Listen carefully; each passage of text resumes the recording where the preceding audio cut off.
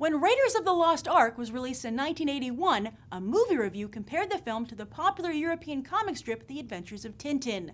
Steven Spielberg, who impressively reads the reviews of his movies, found his curiosity piqued and asked his assistant to get him some Tintin comics.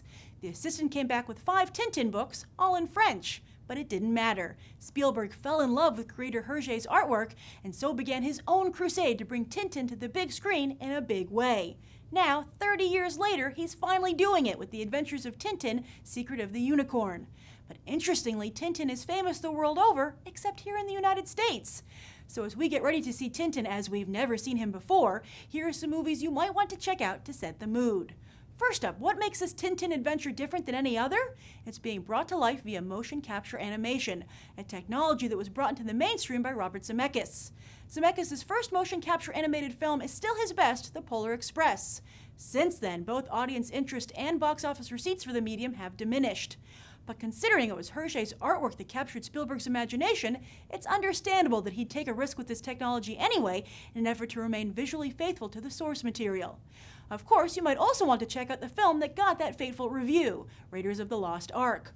While Jaws put him on the map and Close Encounters of the Third Kind impressed critics and cinephiles alike, it was Raiders that cemented Spielberg as one of Hollywood's top directors and launched one of the most iconic film franchises of all time. And if you really want to get to know Tintin, this is not Tintin's first silver screen foray.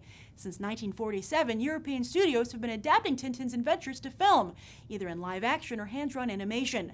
There were also 2 animated series for television, the first airing from 1958 to 1962, and the second in the 1990s, which aired on HBO and Nickelodeon here in the United States.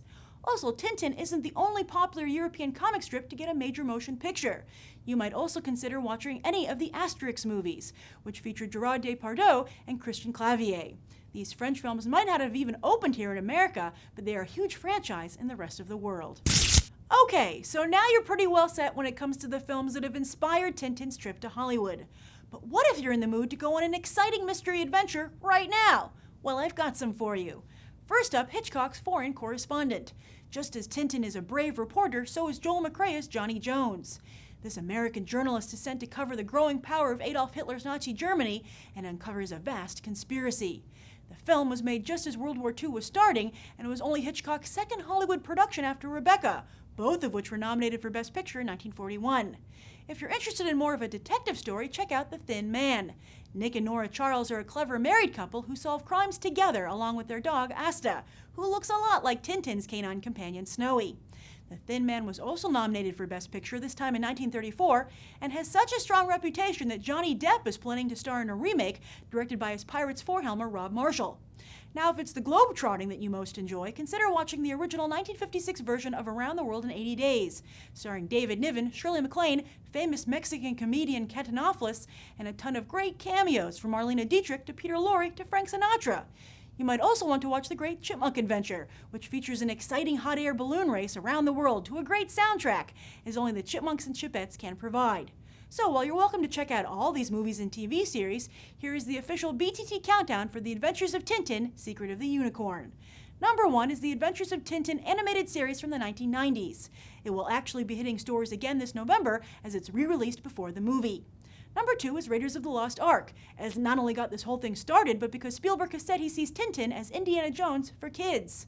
For number 3, I recommend Foreign Correspondent. This was just the right mix of danger and intrigue, hallmarks of Tintin's adventures.